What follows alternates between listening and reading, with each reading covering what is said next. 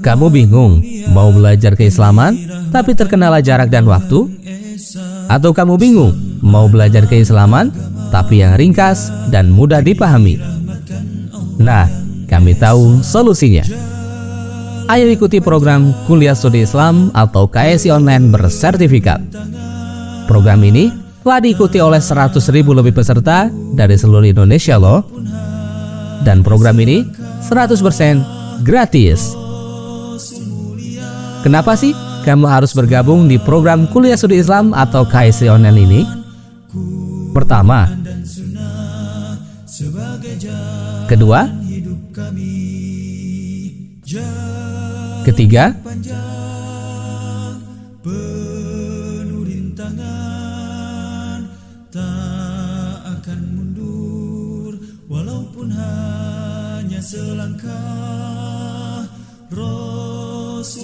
keempat, kelima, keenam,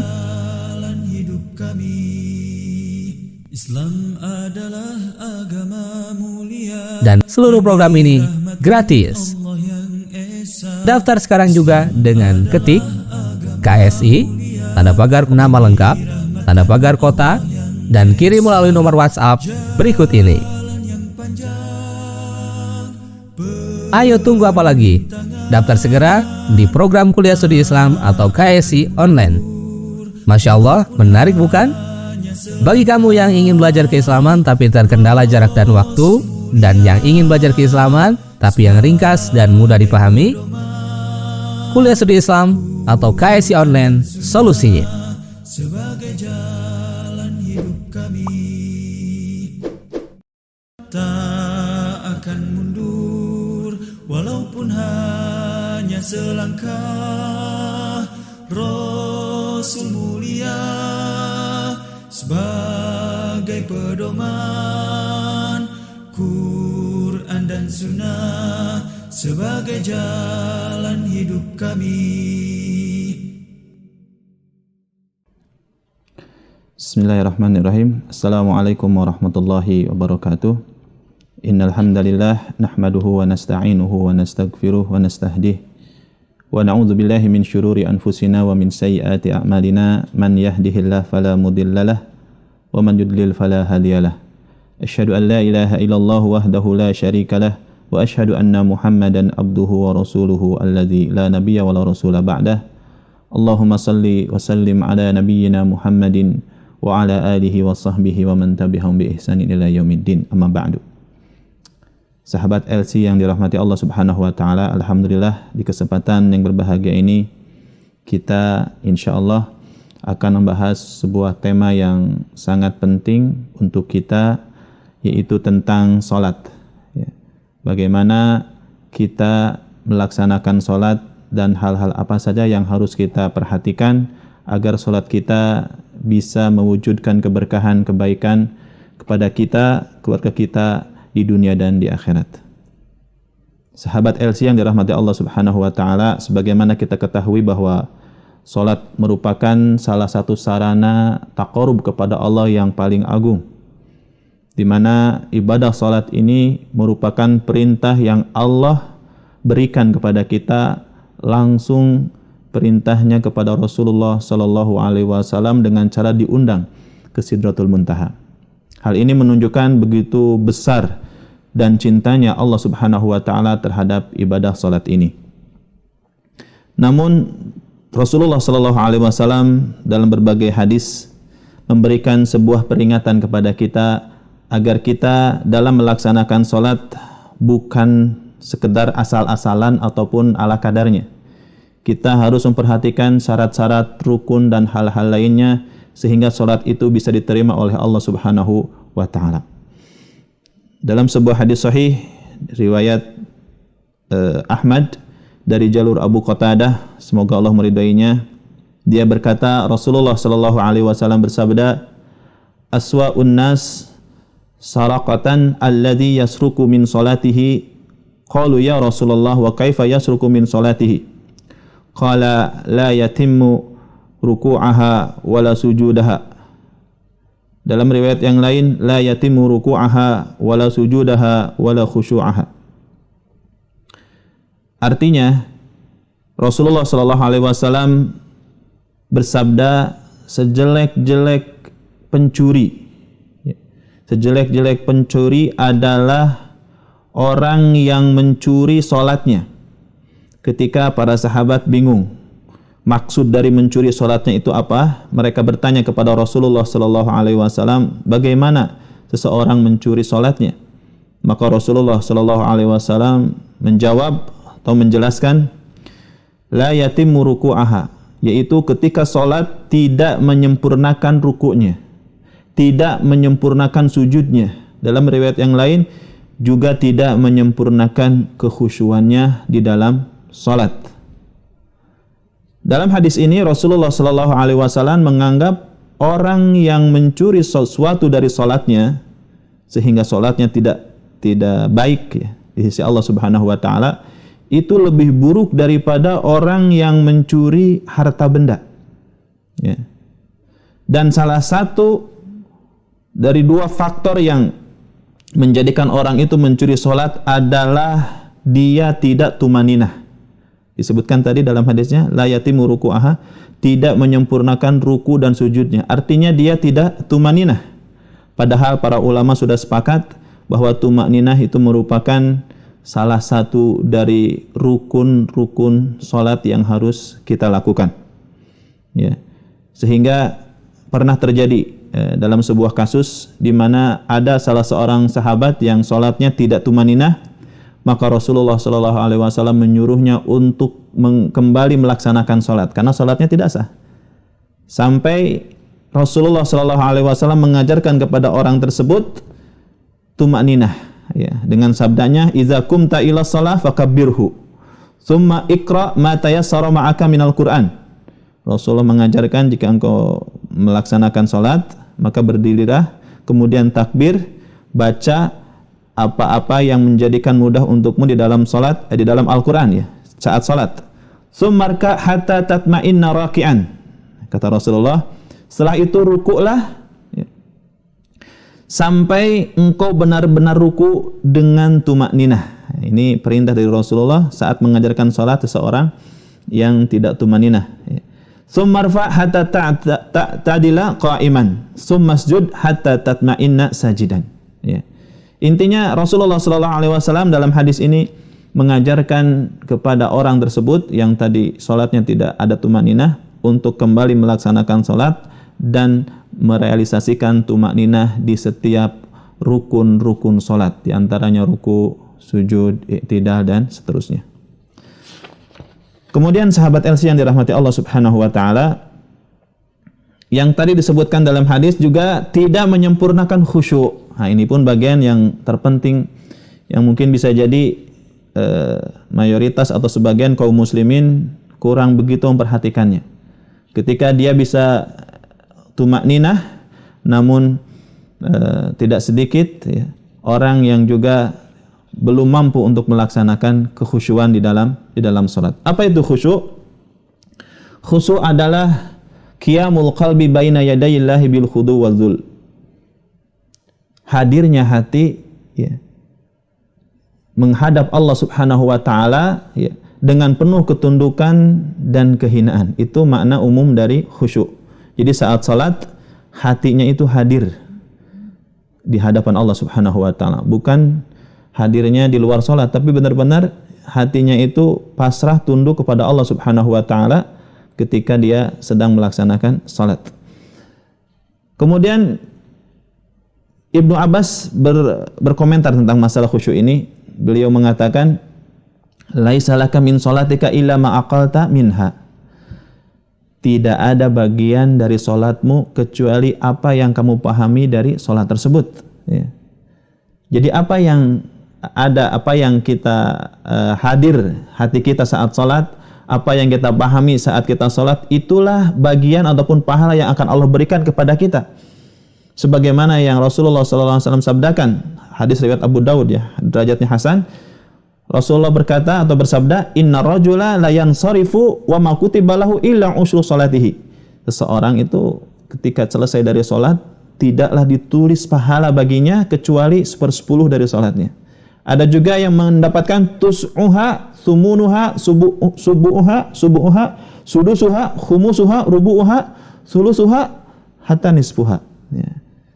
Ada yang dapat 1/10, ada yang dapat 1/9, 1/8, sampai setengah.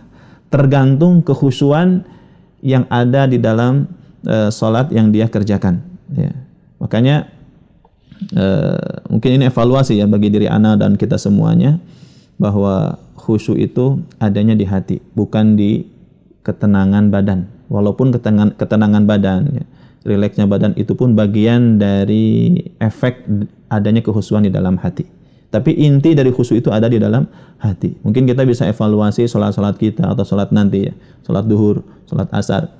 Mari kita cek dan evaluasi diri kita masing-masing. Sejauh mana hati dan pikiran kita bisa konsentrasi dalam salat kita. Ya. Bisa jadi ada orang yang saat awalnya konsentrasi, khusyuk sampai Al-Fatihah misalkan. Setelah Al-Fatihah dia tergoda oleh bisikan-bisikan, melayang ke sana kemari, gak ingat, tiba-tiba Assalamualaikum, Assalamualaikum. Maka yang dia dapatkan dari pahala salatnya itu hanya dari awal sampai Al-Fatihah yang dia tadi khusyuk ataupun pikirannya konsentrasi dalam salat tersebut. Ya. Wallahu ta'ala alam.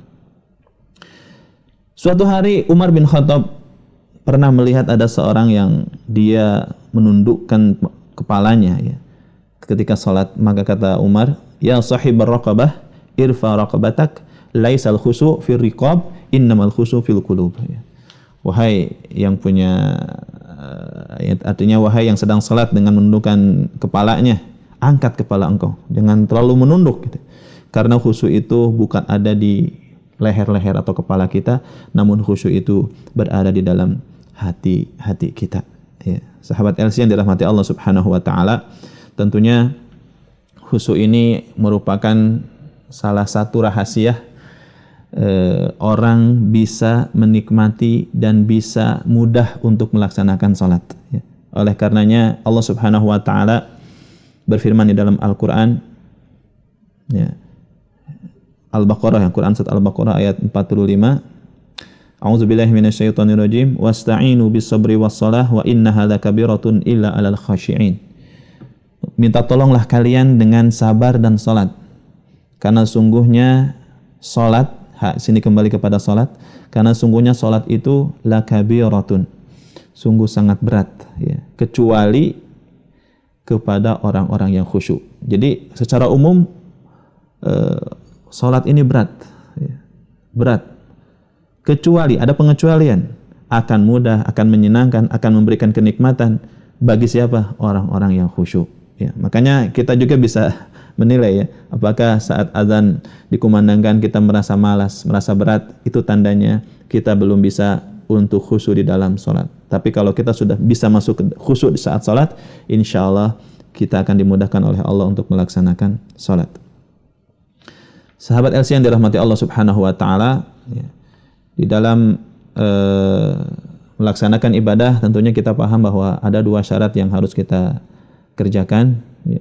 Di antaranya adalah ittiba, ya. Setelah ikhlas ada ittiba. Ittiba itu mengikuti bagaimana Rasulullah SAW dalam melaksanakan sebuah ibadah.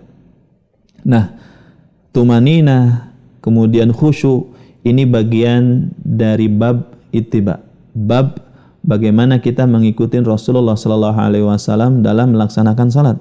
Kita harus melihat bagaimana Rasulullah itu khusyuknya seperti apa. Ya, jadi jangan sampai kita hanya ngikutin ittibanya itu dari sisi lahiriah saja. Ya, gerakannya, pandangannya misalkan, kemudian pakaiannya. Tetapi kita juga harus melihat bagaimana Rasulullah SAW khusyuk ketika salat. Kalau kita lihat dalam berbagai redaksi hadis, ya, kecintaan Rasulullah SAW terhadap salat ini luar biasa. Ya, di antaranya sabda beliau SAW, innama hubbiba ilayya min dunyakum an-nisa wat-tibu wa ju'ilat qurratu aini fis shalah. Sungguhnya yang dijadikan aku ini cinta terhadap perkara dunia atau urusan dunia ini dua. Pertama perempuan dan minyak wangi.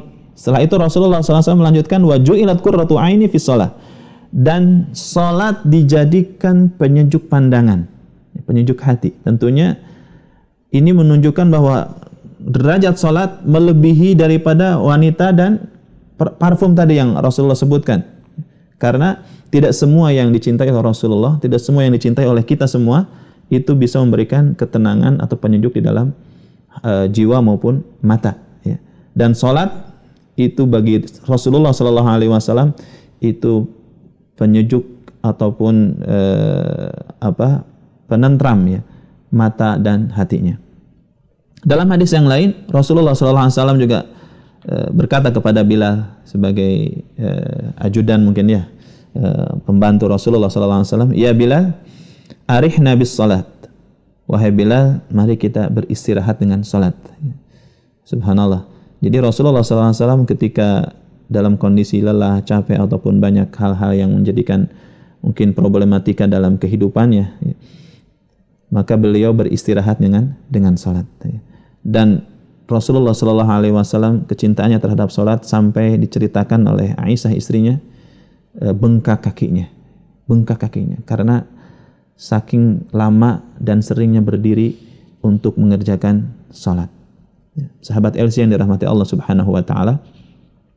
Kemudian perkara lain yang menjadikan salat ini penting, terlebih khusyuk ya, yang harus kita laksanakan dalam salat adalah ayat Al-Qur'an dalam Quran surat Az-Zumar ayat ke-9 di mana Allah Subhanahu wa taala memerintahkan langsung kepada kita, bahkan memuji orang-orang yang khusyuk dalam melaksanakan ketaatan kepadanya.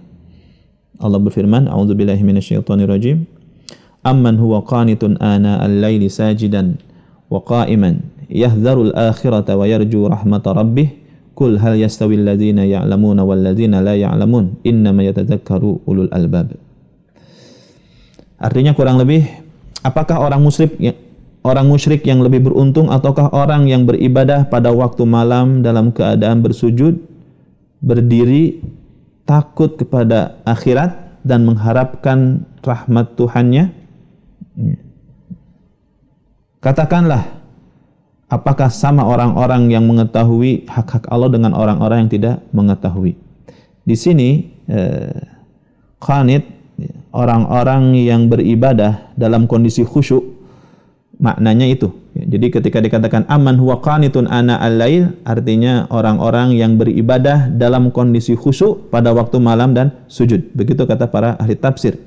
Begitupun dalam Quran yang lain, ayat Quran surat Al-Baqarah ayat 237, Allah Subhanahu wa taala memberikan kalimat qanitin.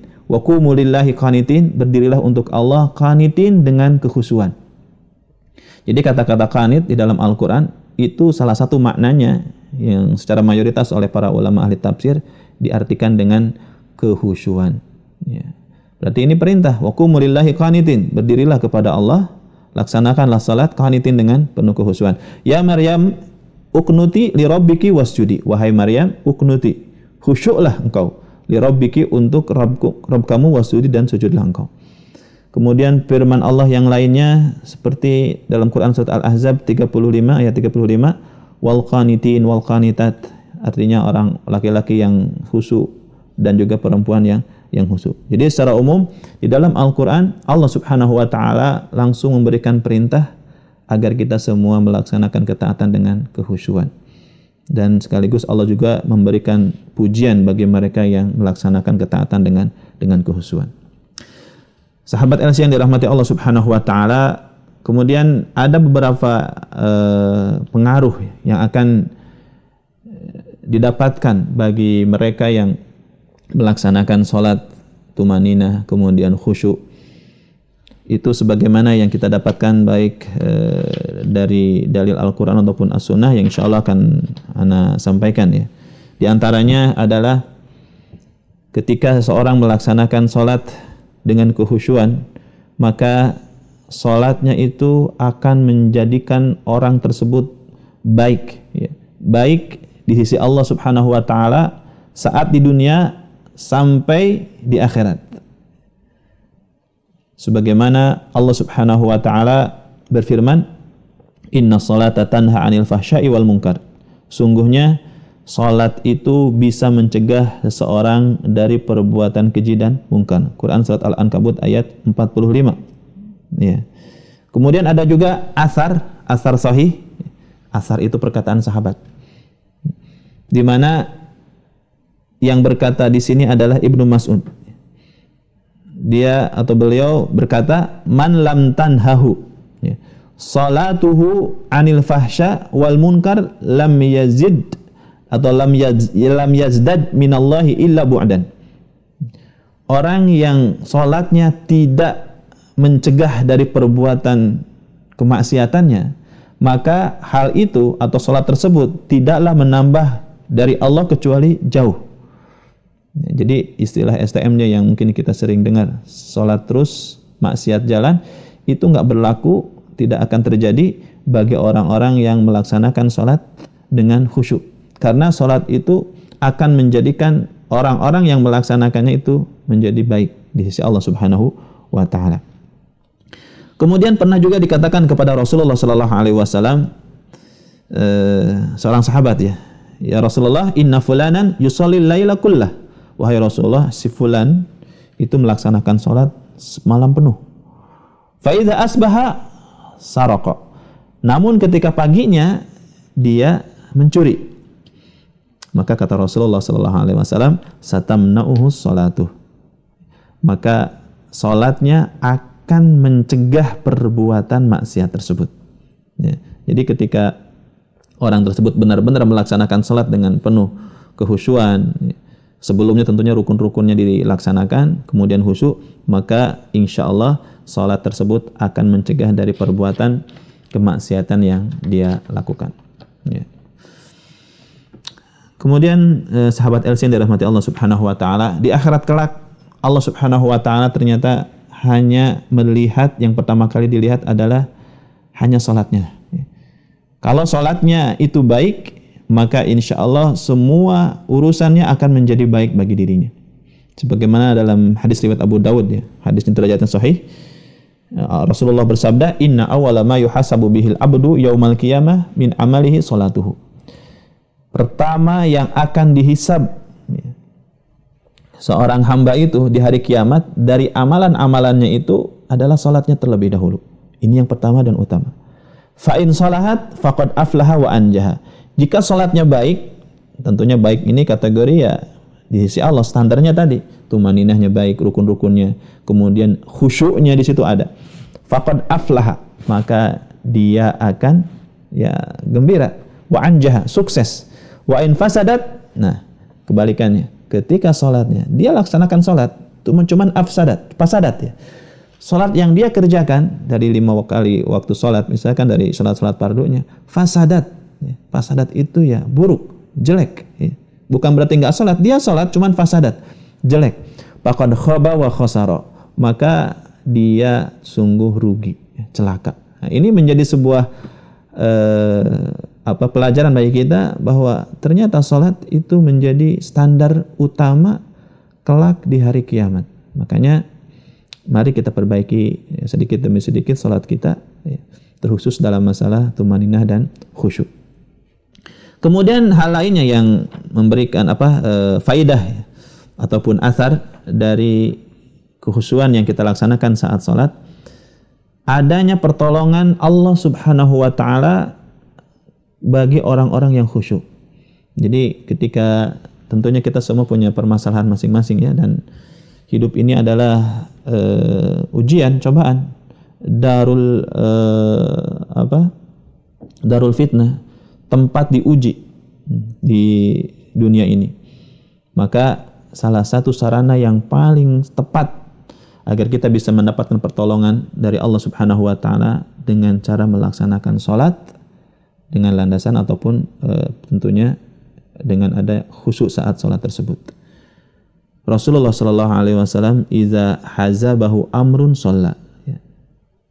Rasulullah ketika ahzanahu, katanya, ada perkara yang membuat beliau sedih atau dia tertimpa musibah seperti kesulitan dan lain sebagainya, manusiawi ya. Rasulullah juga manusia biasa, pasti yang namanya musibah, capek, letih, lelah, sedih. terjadi kepada Rasulullah sallallahu alaihi wasallam. Cuman Rasulullah sallallahu alaihi wasallam menyikapi semua hal yang terjadi kepada dirinya, di antaranya musibah ataupun hal yang menyedihkan, maka Rasulullah segera salat. Baik salat itu yang sifatnya hukumnya wajib ataupun yang sunnah. Dan ini pun bagian dari implementasi tadi ayat yang tadi saya bacakan, wasta'inu bis-sabri was-shalah. Mintalah tolong kalian kepada Allah, ya. Mintalah pertolongan kepada Allah, pertama dengan sabar, yang kedua dengan salat. Dan kalimat sabar didahulukan karena untuk salat, tentunya salatnya salat khusyuk, ini butuh kesabaran untuk bisa melaksanakannya. Ya. Taib, sahabat LC yang dirahmati Allah Subhanahu wa taala, hal lainnya yang bisa kita atau orang yang khusyuk dapatkan, ya, itu Allah Subhanahu wa taala akan memberikan keselamatan, ketenangan dalam hati orang-orang yang khusyuk. Hal ini sebagaimana Allah firmankan di dalam Quran surat Al-Ma'arij ayat 19 sampai 23. Di situ Allah Subhanahu wa taala berfirman, A'udzubillahi minasyaitonirrajim, innal insana khuliqa halu'a wa idza massahu syarru jazu'a wa idza massahul khairu manu'a illal musallin alladzina hum ala salatihim daimun. Sungguhnya manusia diciptakan bersifat suka mengeluh. Nah, ini karakter ya ataupun sifat asasi dari manusia seperti ini. Apabila dia ditimpa kesusahan, dia berkeluh kesah. Ini kata Allah Subhanahu wa taala. Dan apabila mendapat kebaikan ya berupa harta ataupun yang lainnya, dia menjadi kikir. Nah, di sini ada pengecualian, illal musallin, kecuali orang-orang yang melaksanakan salat. Ya. Alladzina hum ala salatihim daimun, mereka yang tetap setia ya, melaksanakan salat, artinya istiqomah, daimun, terus menerus. Maka kata para ulama ahli tafsir, makna dari salatihim daimun ay annahum la yaltafituna an aymanihim wa shimailihim bis shalah. Dia saat salat fokus, ya, konsentrasi, khusyuk. Itu maksud dari alladzina hum ala salatihim daimun. Jadi saat melaksanakan salat penuh dengan kekhusyuan, inilah yang bisa menjadikan penolong bagi orang-orang yang tertimpa kesedihan, ya, kerewetan. Maka segera salat dengan khusyuk, insyaallah Allah akan berikan kelapangan ke dalam hati orang tersebut. Kemudian hal lainnya yang bisa didapatkan oleh orang yang melaksanakan salat dengan khusyuk adalah dia akan mendapatkan petunjuk ataupun arahan, mungkin bahasa sederhananya hidayah, ya, hidayah dari Allah Subhanahu wa taala. Hal ini sebagaimana Allah Subhanahu wa taala firmankan di dalam Quran surat Al-Hajj ayat 54. Allah berfirman, A'udzubillahi minasyaitonirrajim, waliya'lamal ladzina utul ilma annahul haqq mir rabbika fayu'minu bih fatukhbita lahu qulubuhum wa innallaha lahadil ladzina amanu ila siratim mustaqim. Nah, di sini ada kalimat fatukhbita lahu qulubuhum. Ya, kita artikan dulu, agar orang-orang yang telah diberi ilmu itu mengetahui bahwa ia, yaitu Al-Quran, adalah kebenaran dari Rabbmu, sehingga mereka beriman dan hati mereka fatukhbita lahu qulubuhum, khusyuk kepada Allah Subhanahu wa taala. Sesungguhnya Allah benar-benar Maha pemberi petunjuk kepada orang-orang beriman ke jalan yang lurus. Nah, ketika khusyuk, maka akibatnya apa? Wa innallaha lahadil ladzina amanu ila siratin mustaqim. Allah akan berikan hidayah mereka yang khusyuk itu kepada jalan yang lurus, yaitu siratul mustaqim. Kemudian hal lainnya yang bisa memberikan faidah kebaikan bagi orang yang khusyuk adalah merasakan kenikmatan saat melaksanakan ketaatan. Jadi sahabat Els yang dirahmati Allah Subhanahu wa taala, ketaatan itu pun memiliki kenikmatan. Ya, sebagaimana umumnya maksiat, ya, ada kenikmatan yang dilakukan oleh para pelakunya, maka dalam ketaatan pun ada. Dan kunci ataupun rahasia agar kita bisa mendapatkan kenikmatan, kelezatan saat melaksanakan ketaatan adalah khusyuk. Jadi saat baca Al-Quran misalkan, bukan hanya sholat, saat wudu, saat umroh ataupun yang lainnya berzikir, ketika diiringi dengan khusyuk, maka akan memberikan kelezatan, kenikmatan bagi pelakunya. Ya. Suatu hari seorang sahabat melihat Rasulullah SAW sedang melaksanakan sholat, wa fi sadrihi, ya, azizun ka azizi al-mirjal minnal buka. Dia melihat bagaimana Rasulullah SAW dengan kehusyuannya mendapatkan di dalam dadanya suara seperti suara air yang sedang mendidih, ya. Gemuruh itu, mendidih. Dan Rasulullah saat itu sholat dalam kondisi menangis, ya. Jadi hal yang mungkin ini menjadi sebuah muhasabah untuk kita semua ataupun evaluasi bahwa pentingnya kita untuk terus meningkatkan kualitas sholat kita sehingga kita bisa merasakan kenikmatan, ya, kelezatan saat melaksanakan sholat tersebut. Sahabat LC yang dirahmati Allah Subhanahu wa taala, ya, di dalam Quran surat Al-Hajj juga, ya, di sini Allah Subhanahu wa taala memberikan kabar gembira bagi orang-orang yang khusyuk dalam melaksanakan sholat atau melaksanakan ketaatan secara umumnya. Allah berfirman, wa ila fa ilahukum ilahu wahid falahu aslimu wa basyiril mukhbitin. Maka Tuhan kalian adalah Tuhan yang satu, falahu aslimu, berserah dirilah kalian kepada Allah, wa basyiril mukhbitin. Di akhir ayat ini Allah Subhanahu wa taala atau di kalimat setelahnya Allah Subhanahu wa taala memberikan kabar gembira, wa basyiril mukhbitin. Berilah kabar gembira. Al-mukhbitin ini maknanya adalah orang-orang yang khusyuk. Berilah kabar gembira kepada orang-orang yang khusyuk. Kemudian di dalam Quran surat Hud ayat 23 bahwa orang-orang yang khusyuk, subhanallah, ya, faidah ataupun fadilahnya luar biasa, banyak sekali. Dan salah satunya ini diberikan kabar gembira. Innallazina amanu wa amilus solihat wa akhbatu ila rabbihim. Sungguhnya orang-orang yang beriman dan beramal soleh dan dia khusyuk kepada Rabbnya, ulaika ashabul jannah, mereka adalah penghuni surga, hum fiha khalidun, orang mereka kekal di dalamnya. Kemudian dalam Quran surat Al-Mu'minun, ya, qad aflahal mu'minun, sungguh telah bahagia ataupun sukses, ya, orang-orang beriman. Siapa? Alladzina hum fi salatihim khashi'un, yaitu orang-orang yang dalam salatnya khashi'un, dia itu khusyuk. Dan di ayat ke-11, alladzina yarisunal firdausa hum fiha khalidun, yang mana mereka itu diantaranya orang-orang yang salatnya khusyuk akan mendapatkan warisan berupa surga Firdaus dan di dalamnya mereka itu kekal, ya. Sahabat LC yang dirahmati Allah Subhanahu wa taala. Selain itu juga banyak sebenarnya faktor-faktor ataupun pengaruh, ya, bagi kehidupan seorang ketika dia melaksanakan salat dengan khusyuk. Di antaranya adalah mengajarkan atau menjadikan orang yang salat tersebut itu bisa lebih memperhatikan kebersihan badan dan jiwanya. Karena sebelum sholat, orang yang khusyuk tentunya akan mempersiapkan wudunya dengan cara yang baik, kemudian dia akan bersiwak, ya. Kemudian dia akan memperhatikan hal-hal lain yang memang harus dia laksanakan saat sholat, ya. Karena orang-orang yang khusyuk akan mempersembahkan sholat yang terbaik untuk Allah Subhanahu wa ta'ala. Dan di akhir kajian ini ada tips, ya, bagaimana caranya agar kita bisa khusyuk khususnya. Dan mudah-mudahan tentunya kita memohon kepada Allah Subhanahu wa taala biar dijadikan atau dimudahkan kita mencapai derajat orang-orang yang khusyuk. Tentunya yang pertama adalah kita harus ikhlas.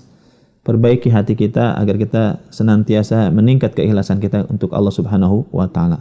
Karena dengan ikhlas sejatinya kita akan memberikan sesuatu yang terbaik untuk Allah Subhanahu wa taala. Mana mungkin kita ikhlas tapi salat kita ala kadar ataupun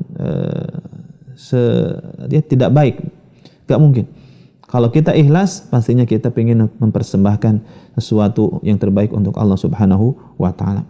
Kemudian kita pun harus cinta terhadap salat. Mungkin kita harus belajar ataupun menggali lagi apa keutamaan salat, kedudukan salat di sisi Allah Subhanahu wa taala sehingga kita mencintai salat, ya. Karena Rasulullah Shallallahu alaihi wasallam begitu besar cintanya kepada salat, bahkan dijadikan sebagai penyejuk hati, penyejuk pandangan salat tersebut, melebihi kecintaannya terhadap wanita dan parfum. Maka kita pun harus mengikuti sebagaimana Rasulullah Shallallahu alaihi wasallam tersebut, ya. Kemudian hal lainnya adalah mempersiapkan diri kita sebelum sholat dan menuntaskan segala hal yang bisa menghalangi kita, ya, dalam kehusuan saat sholat. Misalkan ini pun berkaitan dengan hadis-hadis yang Rasulullah SAW sabdakan, seperti kata Rasulullah, la salata li hadrati ta'am. Tidak ada salat ketika makanan sudah disajikan. Artinya ketika kita punya keperluan dan perut kita lapar, maka yang utama itu tuntaskan dulu urusan tersebut. Bikin perut kita tidak lapar atau kenyang. Jangan sampai saat salat karena perut lapar mengganggu kekhusyuan kita. Ya, makanya tidak ada salat ketika makanan sudah disajikan dan orang tersebut memang butuh terhadap makanan tersebut. Bahkan dalam hadis yang lain juga disebutkan saat seorang ketika pingin BAK dan BAB, laksanakan dulu itu, tuntaskan dulu. Jangan sampai karena alasannya pingin ikut sholat berjamaah misalkan, sehingga ditahan BAB, BAK-nya, sehingga berakibat saat sholatnya menahan dan menjadikan dia tidak khusyuk. Laksanakan dulu, tuntaskan dulu apa yang menjadi hajatnya, meskipun dia masbuk ataupun tidak kebagian jemaah, tidak masalah. Yang terpenting adalah dia bisa melaksanakan sholat dengan khusyuk dan tumaninah. Wallahu ta'ala alam. Mudah-mudahan Allah subhanahu wa ta'ala menjadikan kita orang-orang yang mudah ya, untuk bisa termasuk orang-orang yang khusyuk dan istiqomah di atasnya dan mati dalam kondisi husnul khotimah. Subhanallah, subhanakallahumma wa bihamdika, asyhadu an la ilaha illa anta, astaghfiruka wa atubu ilaik. Assalamualaikum warahmatullahi wabarakatuh. Tak akan mundur walaupun hanya selangkah. Rasul mulia sebagai pedoman, Quran dan Sunnah sebagai jalan hidup kami.